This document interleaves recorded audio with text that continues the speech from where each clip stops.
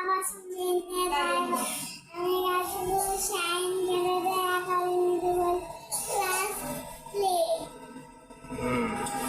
এখন সকাল, ইস মর্নিং এখন দুপুর, ইস নো এখন সন্ধ্যা, ইস ইভিনিং এখন রাত। ইস নাইট আমার দেরি হচ্ছে, আই এম রানিং লেট সময় চলে যাচ্ছে, আই এম স্টিকিং অন্ধকার হয়ে যাচ্ছে।